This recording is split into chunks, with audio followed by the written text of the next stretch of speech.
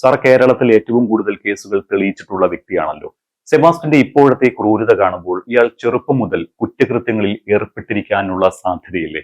ആ രീതിയിൽ ഏതേലും തെളിയിക്കപ്പെടാത്ത കേസുകളിൽ ഇയാളെ സംശയിക്കണോ? ഒപ്പം ഇയാളുടെ മുൻകാല ചരിത്രം കൂടി അന്വേഷണ സംഘം അന്വേഷിക്കേണ്ടതല്ലേ?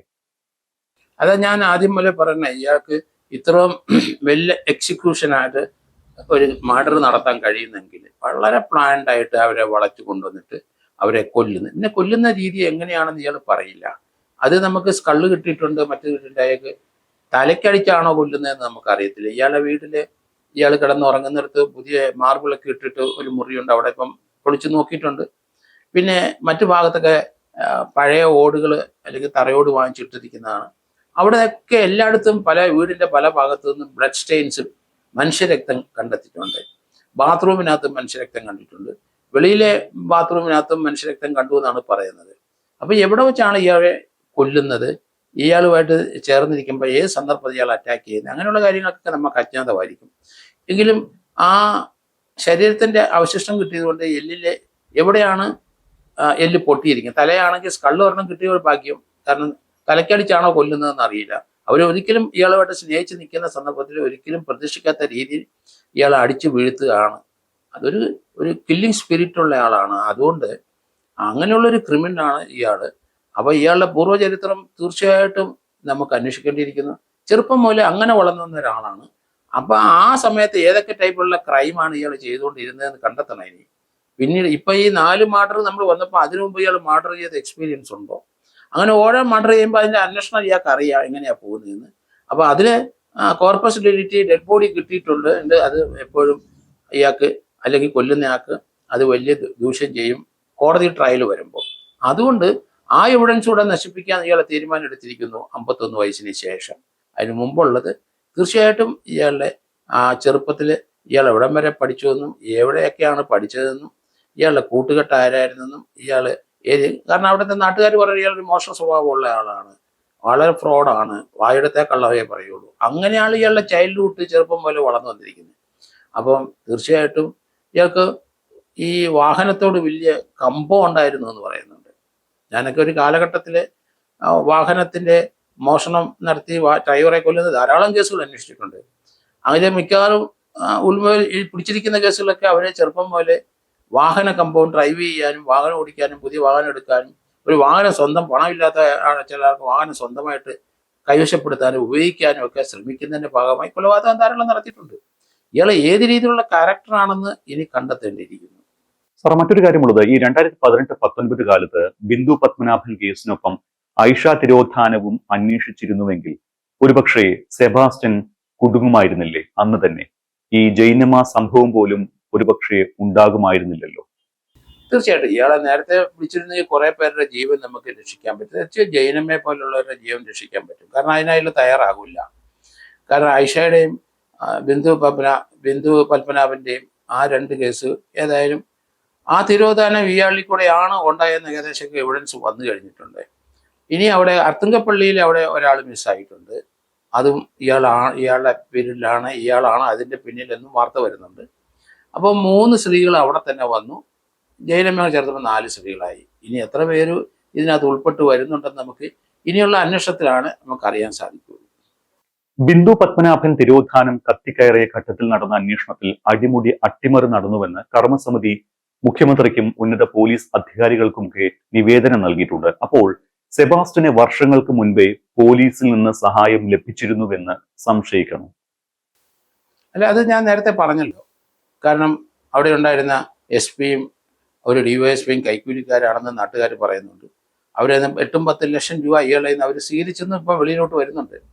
അപ്പൊ അങ്ങനെയുള്ള പോലീസ് ഉദ്യോഗസ്ഥന്മാർ തീർച്ചയായിട്ടും എവിഡൻസ് നശിപ്പിക്കാനും ഒരു കേസിന്റെ അന്വേഷണം വഴിതിരിച്ചാനും കൂടിയിട്ടുണ്ടെങ്കിൽ അവർ പ്രതിയാകണം. ഈ സബാഷിനൊപ്പം അവരും പ്രതിയാകണം.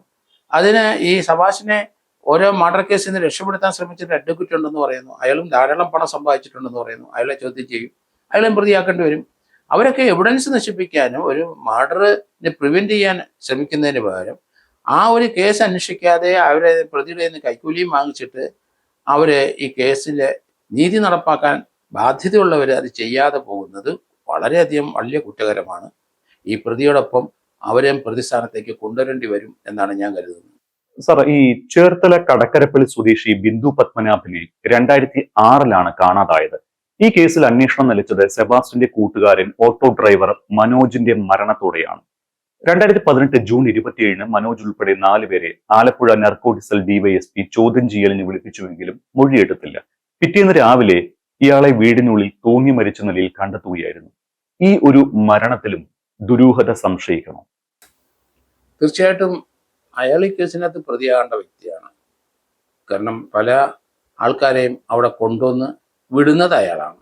തിരിച്ച് അവർ പോയിട്ടില്ല എന്ന് അയാൾക്കറിയാം. അപ്പൊ അയാള് സ്വാഭാവികമായിട്ട് ഇയാൾ കൊലപാതകം ചെയ്തല്ലെങ്കിൽ ആ സ്ത്രീകളുടെ മരണത്തിൽ ഇയാൾ ഉത്തരവാദി എന്നറിയാം. ആ രീതിയിലോട്ട് അന്വേഷണം വരുമ്പോൾ അവിടെ കൊണ്ട് എത്തിച്ചു കൊടുത്ത ഇയാളാണ്. അറക്കാനായിട്ട് കൊല്ലാനായിട്ട് കൊണ്ട് എത്തിച്ച ഇയാളാണെന്ന് വരുന്നില്ലേ? അതുകൊണ്ടായിരിക്കണം അയാൾ ആത്മഹത്യ ചെയ്ത്, ആത്മഹത്യയാണെങ്കിൽ ആത്മഹത്യ ചെയ്തത്. അല്ലെങ്കിൽ അയാൾ ഇപ്പം ഇത്ര വൈദഗ്ധ്യമായിട്ട് കൊല്ലുന്ന ഒരാൾക്ക് ഈ തനിക്കെതിരായിട്ട് സാക്ഷി പറയാൻ സാധ്യതയുള്ള ഒരാളെ കൊല്ലുന്നതിന് വലിയ ബുദ്ധിമുട്ടാണെന്ന് എനിക്ക് തോന്നുന്നില്ല. അയാളുടെ ഭാര്യയുടെ മിസ്സായി എന്ന് ഇപ്പം വരുന്നുണ്ട് വാർത്തകൾ. അപ്പം 4 കൂടുതൽ തീർച്ചയായിട്ടും മർഡർ ഉണ്ടാവും. ഓരോ കൊലപാതകവും തന്നിലേക്ക് വരാതിരിക്കാൻ വേണ്ടി ആ എവിഡൻസ് നശിപ്പിക്കാൻ വളരെ വൈദഗ്ധ്യത്തോടു കൂടി അതെങ്ങനെയാണ് നശിപ്പിക്കേണ്ടതെന്ന് നല്ല നിശ്ചയമുള്ള ആളാണ്. അപ്പം ഈ 4 കേസിനകത്ത് അങ്ങനെ പ്രവർത്തിച്ചിട്ടുണ്ടെങ്കിൽ അതിനു മുമ്പ് ഇയാൾക്ക് കൊലപാതകമായിട്ട് ബന്ധപ്പെട്ട എവിഡൻസസ് അല്ലെങ്കിൽ ഉണ്ട് എന്നാണ് ഞാൻ കരുതുന്നത്. അത് മിക്കവാറും വാഹനവുമായിട്ട് ബന്ധപ്പെട്ട കൊലപാതകങ്ങൾ ഇയാൾ ചെയ്തിട്ടുണ്ടാവാം. കാരണം ചെറുപ്പം മുതലേ ഇയാളുടെ ജീവിത രീതി ഇനി പഠിക്കേണ്ടിയിരിക്കുന്നു. അത് ക്രൈംബ്രാഞ്ച് തീർച്ചയായിട്ടും ഇയാൾ എങ്ങനെയാണ് വളർന്നു വന്നത്, ചെറുപ്പം മുതലേ തെറ്റായി വളർന്നു വന്നു. ഇയാളുടെ കൂടെ ഇയാൾ അടുപ്പമുള്ളവർ പലരും പറയുന്നത് ചെറുപ്പം മുതലേ വലിയ കള്ളങ്ങൾ പറയുന്നത് ചെറിയ മോഷണ സ്വഭാവമുള്ള ആളാണെന്ന്. അപ്പോൾ ഒരു ഡിഫക്റ്റീവ് ചൈൽഡായിട്ടാണ് വളർന്നു വന്നിരിക്കുന്നത്. അപ്പോൾ അതുകൊണ്ട് ഇയാളുടെ പൂർവ്വ ചരിത്രത്തിലേക്ക് പോകണം പോലീസ്. ഇയാളെ 51 വയസ്സിന് മുമ്പിലുള്ള സമയത്ത് ഇയാളെ പ്രവൃത്തി എന്ത് ജോലി എന്തൊക്കെയായിട്ട് ബന്ധപ്പെട്ടാണ് ജോലി ചെയ്തിരുന്നത്, ആ സമയത്ത് ആരെങ്കിലും മരിച്ചിട്ടുണ്ടോ ഇയാളെ? കാരണം ഒരാൾ ഇയാളുടെ ഒരു വളരെ അടുത്ത സുഹൃത്ത് അവിടുത്തെ ചേർത്തല റെയിൽവേ സ്റ്റേഷനിൽ റെയിൽവേ ട്രാക്കിൽ മരിച്ചു കിടന്നതായിട്ട് ഒരു വാർത്ത വരുന്നുണ്ട്. പിന്നെ വേറൊരാള് ഇയാളുടെ ഓട്ടോക്കാർ 2 പേര് സൂയിസൈഡ് ചെയ്തതായിട്ട് പറയുന്നുണ്ട്. അപ്പോൾ മരണവും റിലേറ്റഡ് ആണ് ഇയാളുടെ ജീവിത രീതി മുഴുവൻ. എല്ലാം മരണവുമായിട്ട് കൊലപാതകമായിട്ട് ബന്ധപ്പെട്ട് നിൽക്കുന്നതായിട്ട് എനിക്ക് തോന്നുന്നു. അതുകൊണ്ട് ഇത്രയും വലിയൊരു ക്രിമിനല് വളരെ റയറാണ്. കാരണം ഇപ്പം തന്നെ 4 എണ്ണത്തിന്റെ കാര്യം നമുക്ക് വെളിവായി. 4 ആൾക്കാരെ കൊന്നത്. അതിന് കൂടുതൽ ഇയാൾ കൊന്നതിന്റെ എക്സ്പീരിയൻസ് ഉള്ളതുകൊണ്ടാണ് ഈ രീതിയിൽ തെളിവ് നശിപ്പിച്ച് പോലീസ് ചോദ്യം ചെയ്ത് അവരെ മുഖത്ത് നോക്കി ചിരിക്കുന്നത്. കാരണം തന്നെ ഒരു ചുക്കും ചെയ്യാനില്ല, എവിഡൻസ് ലഭിക്കത്തില്ല. അതൊക്കെ നല്ല നിശ്ചയം ഉള്ളതുകൊണ്ടായിരിക്കാം അങ്ങനെ ഒരു പ്രതികരണം ഇയാളിൽ നിന്ന് വരുന്നത്. സാർ, മറ്റൊരു കാര്യം ചോദിക്കാനുള്ളത്, ഈ രഹസ്യമായി കുറ്റകൃത്യങ്ങൾ നടത്തുന്നവരും തട്ടിപ്പുകാരും വെട്ടിപ്പുകാരും പുറമെ മാന്യരായിരിക്കും പൊതുവെ. സെബാസ്റ്റിന്റെ സ്ഥിതിയും ഇവിടെ വ്യത്യസ്തമല്ല. നല്ലവനും മാന്യനുമാണ് നാട്ടുകാരുടെയും സുഹൃത്തുക്കൾക്കുമിടയിൽ. വസ്തുയിടപാടുകളും ബ്രോക്കർ പണിയുമായിരുന്നു പുറമെ അറിയപ്പെട്ട ഈ സെബാസ്റ്റിന്റെ വരുമാന മാർഗങ്ങൾ. ഈ തൊഴിൽ ചെയ്യുമ്പോഴാണ് ഇയാൾ സ്ത്രീകളെ പരിചയപ്പെടുന്നതും അവരെ വശത്താക്കുന്നതും. കുടുംബക്കാരുമായി പ്രശ്നത്തിൽ കഴിയുന്നവരോ ഒറ്റയ്ക്ക് താമസിക്കുന്നവരോ ആയ സ്ത്രീകളെയാണ് സെബാസ്റ്റ്യൻ ലക്ഷ്യം വെച്ചിരിക്കുന്നത് എന്നാണ് ഇപ്പോൾ നമ്മൾക്ക് മനസ്സിലാവുന്നത്. ഇയാൾ കൂടുതൽ സ്ത്രീകളെ ലക്ഷ്യമിട്ടു, അങ്ങനെ നമ്മൾ സംശയിക്കണം? അത് തീർച്ചയായിട്ടും ഉണ്ടാവാനുള്ള സാധ്യത വളരെ കൂടുതലാണ്. ഇവിടെ ഇപ്പം നമുക്ക് 4 പേരെ പറ്റി എത്തിക്കഴിഞ്ഞു. ഇനിയും കാണാനാണ്. കാരണം അത് ആ എല്ലിൽ തന്നെ ഇനി ആൾക്കാർ ഇതിനകത്ത് കൂടുതൽ അവിടെ കൊല്ലപ്പെട്ടിട്ടുണ്ടോ ഇല്ലയോ എന്ന് 19 കഷ്ണം എല്ല് കിട്ടിയിട്ടുണ്ട്. ആ എല്ല് ഓരോന്ന് സോർട്ട് ചെയ്ത് ആ ഇപ്പം സംശയിക്കുന്ന 4 പേരെ സോർട്ട് ചെയ്ത് കഴിയുമ്പോൾ അതിനകത്ത് മിച്ചം വരുന്ന എല്ലുകൾ ആരുടെയാണെന്നുള്ള ഒരു പ്രശ്നമാണ്. അത് കണ്ടെത്തേണ്ടിയിരിക്കുന്നു. 2 ഏക്കറിലേറെ വിസ്തൃതിയുള്ള പറമ്പിലാണ് സെബാസ്റ്റ്യന്റെ ഇന്നലെ നമ്മൾ കണ്ട വീട്. നാട്ടുകാരൊന്നും അവിടേക്ക് പോകാറുമില്ല. സെബാസ്റ്റ്യൻ ഏറ്റുമാനൂരിൽ ഭാര്യയുടെ വീട്ടിലാണ് താമസിക്കുന്നത്. പക്ഷേ ഇടയ്ക്കൊക്കെ പള്ളിപ്പുറത്തെ വീട്ടിൽ വരാറുണ്ട് എന്ന് നാട്ടുകാർ പറയുന്നുമുണ്ട്. ചിലപ്പോൾ ഇയാൾക്കൊപ്പം സ്ത്രീകളും വന്നിട്ടുണ്ട് എന്ന് നാട്ടുകാരിൽ ചിലർ ആക്ഷേപങ്ങളൊക്കെ ഉന്നയിക്കുന്നുണ്ട്. അപ്പോൾ ആ വീട്ടിൽ നിന്ന് കൂടുതൽ മൃതദേഹങ്ങൾ കിട്ടാനുള്ള സാധ്യതയുണ്ടോ? അതിനുള്ള സാധ്യത, കാരണം മൃതദേഹങ്ങളായിട്ട് ഒന്നും കിട്ടാനുള്ള സാധ്യത ഇല്ല. പക്ഷേ ഓരോരുത്തരെ മനുഷ്യ ശരീരത്തിന്റെ ചില ഭാഗങ്ങൾ, അസ്ഥികൾ, അതാണ് ലഭിച്ചുകൊണ്ടിരിക്കുന്നത്. ഇപ്പം ആ കുളത്തിൽ നിന്ന് ഏതായാലും 2 സാരി കിട്ടിയിട്ടുണ്ട്. അത് ഐഡന്റിഫൈ ചെയ്യാൻ പറ്റും. ആരുടെ സാരിയാണത്? ജൈനമ്മയുടെ സാരി എന്തായാലും അവിടെ ഉണ്ടാവും, കത്തിച്ച് കളഞ്ഞോന്ന് അറിയത്തില്ല. ഒരു സാരി ജൈനമ്മയുടെ ആകാം, ഒരു സാരി പിന്നെ ആരുടെ. ആ സാരി തീർച്ചയായിട്ടും അവിടെ നേരത്തെ കൊല്ലപ്പെട്ടെന്ന് സംശയിക്കുന്ന അവരുടെ ബിന്ദു പത്മനാഭൻ്റെയോ അല്ലെന്നുണ്ടെങ്കിൽ ആ ആയിഷയുടെയോ സാരിയാകാം, അല്ലെങ്കിൽ മറ്റൊരു കേസ് കൂടെ ഇപ്പം പൊങ്ങി വരുന്നുണ്ട്, അവരുടെ വീട്ടുകാർക്ക് ആ സ്ത്രീയുടെ സാരിയാണോ ഇല്ലയോ എന്ന്. അപ്പം 2 സാരി അവിടെ ലഭിച്ചിട്ടുണ്ട്. ഒരു വാനിറ്റി ബാഗ് ഉണ്ട്, അത് കണ്ട് തിരിച്ചറിയേണ്ടിയിരിക്കുന്നു. പിന്നെ ഒരു വെപ്പ് പല്ലുണ്ട്, അത് ആരുടെയാണെന്ന് കണ്ടെത്തണം. ഒരു കൊന്തയുണ്ട്, ആ കൊന്ത ആരുടെയാണെന്നും കണ്ടെത്തേണ്ടിയിരിക്കുന്നു. അത് എനിക്ക് തോന്നണേ ആ കൊന്ത തീർച്ചയായിട്ടും അത് ജൈനമ്മയുടെയാകാനുള്ള സാധ്യത, ഒരു സാരി ജൈനമ്മയുടെയാകാനുള്ള സാധ്യത, വാനിറ്റി ബാഗ് ഒരെണ്ണം ജൈനമ്മയുടെയാകാനുള്ള സാധ്യത കൂടുതലാണ്. സെബാസ്റ്റ്യന് ചില അസാധാരണ ക്രിമിനൽ വാസനകൾ ഉണ്ട് എന്നാണ് പോലീസ് നൽകുന്ന സൂചനകൾ. ഒറ്റപ്പെട്ടതുപോലെ കഴിയുന്ന സ്ത്രീകളുമായി പരിചയം സ്ഥാപിച്ച് അവരുടെ സ്വത്തുക്കൾ തട്ടിയെടുക്കുക എന്ന രീതി ഇയാൾക്കുണ്ട് എന്ന് സംശയിക്കാവുന്ന ഒട്ടേറെ വിവരങ്ങൾ ഇതിന് അകം തന്നെ പോലീസിന് ലഭിച്ചിട്ടുമുണ്ട്. കാണാതായ 3 സ്ത്രീകളുടെയും ജീവിത സാഹചര്യം നോക്കിയാൽ ഇത് കൂടുതൽ വെളിവാകുമെന്നും ചില പോലീസ് ഉദ്യോഗസ്ഥർ ചൂണ്ടിക്കാട്ടുന്നുമുണ്ട്. അപ്പോൾ ഇയാളെ കൊണ്ട് ഇനി സത്യം പറയിപ്പിക്കാൻ എന്താണ് പോലീസിന് മുന്നിലുള്ള വഴി? ഇയാളെ കൊണ്ട് ഓരോ കേസിനും ഇയാളെ കസ്റ്റഡി വാങ്ങേണ്ടി വരും. കാരണം ഇപ്പം ജൈനമ്മ കേസിലേക്കാണ് ഇയാൾ പോലീസ് കസ്റ്റഡി 8 ദിവസം നിന്നത്. അവരിനി കസ്റ്റഡി ചോദിക്കുമെന്നറിയില്ല. അതേസമയത്ത് ബിന്ദുപ്രഭാകരൻ്റെ കേസ് അന്വേഷിക്കുന്നവർക്കും അതുപോലെ ഇവിടെ ഐഷയുടെ കേസ് അന്വേഷിക്കുന്നവർക്കും ഇയാളെ കസ്റ്റഡി ചോദിക്കേണ്ടി വരും. അർത്തുങ്കപ്പള്ളിയിലെ ആ കേസിൻ്റെ അന്വേഷണവുമായിട്ട് ബന്ധപ്പെട്ട് അവർക്കും കസ്റ്റഡി ചോദിക്കാം.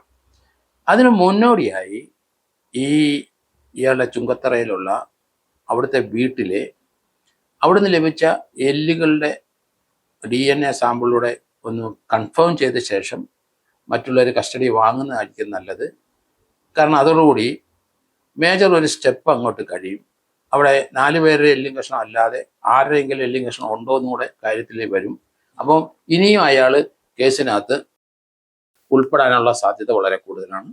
ഈ 68 വയസ്സുകാരൻ്റെ അയാൾ തീർച്ചയായിട്ടും ഈ 4 കൊലപാതകത്തിൽ നിന്ന് അയാൾ ഒത്തിരി പാഠം പഠിച്ചു. എങ്ങനെയാണ് എവിഡൻസ് നശിപ്പിക്കേണ്ട അയാൾക്ക് നല്ല നിശ്ചയമുണ്ട്. ചേർത്തല കടക്കരപ്പള്ളി സ്വദേശി ബിന്ദു പത്മനാഭനെ കാണാതായ കേസിൽ സെബാസ്റ്റ്യന്റെ മൗന പ്രതികരണം വർഷങ്ങളായി ആലപ്പുഴ ക്രൈംബ്രാഞ്ച് ഉദ്യോഗസ്ഥർ കാണുന്നതാണ്. ഇപ്പോഴും സെബാസ്റ്റ്യൻ ചോദ്യം ചെയ്യലിൽ എല്ലാം നിഷേധിക്കുകയും ചെയ്യുന്നുണ്ട്. കാണാതായ 3 സ്ത്രീകളുമായി ബന്ധമുണ്ട് എന്ന് കണ്ടെത്തിയിട്ടും കേരള പോലീസ് ഒരു 65-കാരന് മുന്നിൽ പലയാവർത്തി ഇങ്ങനെ തോറ്റുപോകുന്നത് എന്തുകൊണ്ടാണ്? കാരണം അത് അയാൾ മൗനിയായിട്ടിരിക്കുന്നത് പോലീസ് തന്നിലേക്ക് വരുമെന്ന് ഒരിക്കലും അയാൾ പ്രതീക്ഷിച്ചില്ല. അതിനോട് കാരണം ഇയാൾക്ക് നേരത്തെ നുണ പരിശോധനയ്ക്ക് ഇയാളെ ഒന്ന് അയക്കണമെന്ന് പറഞ്ഞു. ഞാൻ അതിനകത്ത് വലിയ എവിഡൻഷ്യറി വാല്യൂ ഒന്നും കാണുന്നില്ല. എങ്കിലും പ്രതിയെ സംബന്ധിച്ചിടത്തോളം ചിലപ്പോൾ അതൊരു പേടിപ്പെടുത്തുന്ന കാര്യമായിരിക്കാം. ഇയാളെ നുണ പരിശോധനയ്ക്ക് ഈ ബിന്ദുപ്രഭാകരൻ്റെ കേസും അതുമായിട്ട് ബന്ധപ്പെട്ട കേസുകൾക്കെല്ലാം വേണ്ടി ശ്രമിച്ചപ്പം ഇയാൾ ഹൈക്കോടതി പോയി അത് ചെയ്യാൻ പാടില്ല, താൻ ഹൃദ്രോഗിയാണ്, താൻ പേഷ്യൻ്റാണ്, തനിക്ക് ഷുഗറിൻ്റെ കംപ്ലൈൻ്റ് ഉണ്ട്, തൻ്റെ കാലൊക്കെ പഴുത്തിരിക്കുകയാണ്, തനിക്ക് ചിലപ്പം അതിന് വിധേയമായി കഴിഞ്ഞാൽ വല്ല ഹാർട്ട് അറ്റാക്ക് വല്ലതും ഉണ്ടാവും, തൻ്റെ ജീവൻ അപകടത്തിലാവും, അതുകൊണ്ട് അതിൽ നിന്ന് ഒഴിവാക്കണമെന്ന് പറയുമ്പോൾ കോടതി അത് ഒഴിവാക്കി കൊടുക്കുകയും ചെയ്തു. കാരണം നുണപരിശോധനയ്ക്ക് അയാൾ വിധേയമല്ല. അയാൾ ധരിച്ചിരിക്കുന്നത് നുണപരിശോധനയിൽ കാര്യങ്ങളെല്ലാം വെളിവാകും, സത്യം ആയ കാര്യങ്ങൾ പുറത്തേക്ക് വരും. ആ ഭയപ്പാടോടെയാണ് അയാൾ അത് നുണപരിശോധനയ്ക്ക് വിധേയമാകാതെ ഇരുന്നതിൻ്റെ കാരണം എന്ന് ഞാൻ കരുതുന്നു. സെബാസ്റ്റ്യന്റെ വീട്ടുവളപ്പിൽ നിന്ന് കണ്ടെത്തിയ മൃതദേഹാവശിഷ്ടങ്ങൾ കാണാതായ സ്ത്രീകളുടേത് തന്നെ ആകാനുള്ള സാധ്യത എത്രത്തോളമുണ്ട്? തീർച്ചയായിട്ടും ഈ 4 പേരുടെ തന്നെ 100% അവരെ തന്നെ ആണെന്ന് DNA പ്രൂവ്ഡ് ആകുമെന്നാണ് ഞാൻ കരുതുന്നത്. കാരണം ആ റിസൾട്ട് വരുമ്പം ഈ 4 സ്ത്രീകളുടെ അല്ലാത്ത ആൾക്കാരുടെ എല്ലും കഷ്ണം അവിടെ നിന്ന് കിട്ടിയിട്ടുണ്ടെങ്കിൽ കൂടുതൽ ഇയാൾ മർഡർ ചെയ്തിരിക്കുന്നു എന്നാണ് അതിൽ നിന്ന് മനസ്സിലാക്കുന്നത്. സാർ, ഇനി ഈ ഒരു കേസിൽ എങ്ങനെയാണ് പഴുതടച്ചുള്ള അന്വേഷണം നടക്കേണ്ടത്? ഏവർക്കും അറിയേണ്ടത് സെബാസ്റ്റ്യൻ കുടുങ്ങുമോ എന്നാണ്. അല്ല, തമാശ ഇനി വെളിച്ചം കാണില്ല. കാരണം അയാൾക്ക് ഇപ്പോൾ ഒരു സിക്കുകാരനാണ്, കാല് രണ്ടും അയാള് ഷുഗർ വന്ന്. അവസാനമായി ഒരു കാര്യം കൂടി, കേരളത്തിൽ ഏറ്റവും കൂടുതൽ ഭാര്യ പറയുന്നുണ്ട്.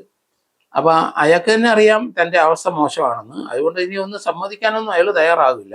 പക്ഷെ ശിഷ്ടകാലം ജയിലിൽ തന്നെയായിരിക്കും ഇനി. കാരണം ആദ്യത്തെ ഈ ജൈനമ്മയുടെ കേസിനകത്ത് ധാരാളം എവിഡൻസ് വന്നു, ഇയാളിലേക്ക് ഉൾപ്പെടുത്താനുള്ള, ഇയാളെ പ്രതിയാക്കാനുള്ള ധാരാളം എവിഡൻസ് വന്നു കഴിഞ്ഞിരിക്കുന്നു അവർക്ക്.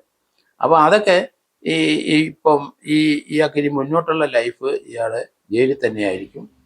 കാരണം ഇയാൾക്ക് മറ്റു കേസുകളുടെ അന്വേഷണ സമയത്ത് ഈ കേസ് ചാർജ് ഷീറ്റ് കൊടുക്കാനും സാധ്യതയുണ്ട്. അതുകൊണ്ട് ജാമ്യം കിട്ടാനുള്ള സാധ്യത വളരെ കുറവാണ് ഈ കേസ്. കാരണം ഇയാളെ കസ്റ്റഡി വാങ്ങിച്ച ശേഷം അറസ്റ്റ് ചെയ്ത ശേഷം ഒരു 90 ദിവസത്തിനകം ജാമ്യം കൊടുക്കാതിരിക്കാൻ പോലീസിന് അറിയാം. അപ്പോൾ അതിൻ്റെ അന്വേഷണം ആ ഒരു പീരീഡിനകം കംപ്ലീറ്റ് ചെയ്ത് ഈ കേസ് ചാർജ് ഷീറ്റ് കൊടുത്ത ശേഷം ബിന്ദു പത്മനാഭൻ്റെയും അതുപോലെ മറ്റേ റിട്ടയർ ചെയ്ത ടീച്ചറുണ്ട് ഐഷ ടീച്ചറിൻ്റെയും ഇനി ഒരു കേസ് കൂടെ വരുന്നുണ്ട് അർത്തുങ്കപ്പള്ളിയിൽ. അതിൻ്റെ അന്വേഷണം മികവുറ്റ രീതിയിൽ കൊണ്ടുവരാൻ സാധിക്കും. കാരണം എവിഡൻസൊക്കെ മിക്കവാറും ആ വീട്ടിൽ തന്നെ കിട്ടും. ഇവരെ കൊന്ന് അവിടെ വെച്ചാണ് അവരുടെ സെഡിമെന്റ് ചില എല്ലും കഷ്ണങ്ങളൊക്കെ ആ മനുഷ്യൻ്റെ ആണെന്ന് പറഞ്ഞാൽ പിന്നെ അവർ ഭൂമിയിൽ ഇല്ലല്ലോ. ഒരാളുടെ എല്ല് ഇങ്ങനെ ആ വീട്ടുകാരുടെ DNA വെച്ചിട്ട് പ്രൂവ് ചെയ്ത് കഴിഞ്ഞാൽ പിന്നെ അത് മതി. ഒരാളുടെ കൊലക്കേസിനകത്ത് ധാരാളം മതി. അതിനുള്ള എവിഡൻസ് മതി. ആൾക്കാർ വിചാരിക്കുന്നത് കുറ്റം സംഭവിച്ചവരുടെ ഡെഡ് ബോഡി വേണം, അങ്ങനെയൊന്നും ആവശ്യമൊന്നുമില്ല. ഡെഡ് ബോഡിയുടെ ചില ഭാഗങ്ങൾ കിട്ടിയാൽ മതി. അങ്ങനെ ഒരാൾക്ക് ബാക്കി ഭാഗം വെച്ച് ജീവിക്കാൻ കഴിയില്ലല്ലോ. അപ്പം അത് മരണത്തിലേക്ക് തന്നെ പോയി എന്ന് മനസ്സിലാവും. അതുകൊണ്ട് അവിടെ ഒരു സ്കള്ള് കിട്ടിയിട്ടുണ്ട് എന്ന് പറയുന്നു. പിന്നെ ചില ബോണ് തൈയുടെ അല്ലെങ്കിൽ തൊടയുടെ ബോണ് കിട്ടിയിട്ടുണ്ട്. അങ്ങനെ ചില ഭാഗങ്ങൾ കൃത്യമായിട്ട് മനസ്സിലാകുന്ന രീതിയിൽ കിട്ടിയിട്ടുണ്ട്. പിന്നെ ഇയാള് അവിടെ ഡിഫൻസ് നാട്ടുകാർ പറയുന്നത് ആ 3 കൊള്ളത്തിനകത്ത് ഹ്യൂമൻ ബ്ലഷ് അരിഞ്ഞാട് ഇട്ട് കഴിഞ്ഞാൽ അതിനകത്തുള്ള ചില മീന് ഇയാൾ വളർത്തുന്നത് ഹ്യൂമൻ ബ്ലഷ് അല്ലെ മനുഷ്യമാംസം തിന്നുന്ന മീനാണ് എന്നും പറയുന്നുണ്ട്. അതൊക്കെ ഇനി നോക്കേണ്ടി വരും. അവിടുന്ന് മീൻ പിടിച്ച് നോക്കേണ്ടി വരും. അങ്ങനെയുള്ള മീനാണോ ഇല്ല. അങ്ങനെയുള്ള മീനുകൾ നമ്മുടെ പ്രകൃതി ഇഷ്ടം പോലെ ഉണ്ട്. അതെവിടെ നിങ്ങൾ സംഘടിപ്പിച്ച് ഇയാളിട്ടുണ്ടെങ്കിൽ വളരെ ബുദ്ധിമാനാണ് അയാൾ അങ്ങനെയാണെങ്കിൽ തന്നെ. പിന്നെ അയാൾക്ക് നല്ല കോൺഫിഡൻസ് ആണ്. കാരണം ഇതിനകത്ത് കോർപ്പസ് ഡിലിറ്റി അല്ലെങ്കിൽ മൃതദേഹം, ആ കോർപ്പസ് ഡിലിറ്റി ഇല്ല, അത് നശിപ്പിച്ചിട്ടുണ്ട്, അത് തെളിയിക്കാൻ കഴിയില്ല എന്നാണ് അയാളുടെ വിശ്വാസം. അതുകൊണ്ട് അയാൾ കൂളായിട്ടിരിക്കുന്നു. എന്ത് ചോദിച്ചാലും ചിരിച്ചുകൊണ്ടിരിക്കും. അയാൾ പോലീസിനോട് ഇത് സഹകരിക്കേണ്ട ആവശ്യമില്ല എന്ന് അയാൾക്കറിയാം. അല്ലാതെ തന്നെ പോലീസ് അതിനെ സംബന്ധിക്കുന്ന എവിഡൻസ് കളക്ട് ചെയ്ത് ഇയാളെ ശിക്ഷിപ്പിക്കണം. ഇയാൾ ഇനി ശിഷ്ടകാലം ഇനി ഭൂമിയിലേക്ക് ഇറങ്ങരുത്. ജയിലിൽ തടന്ന് അന്ത്യമാകും, അതിന് യാതൊരു സംശയവുമില്ല.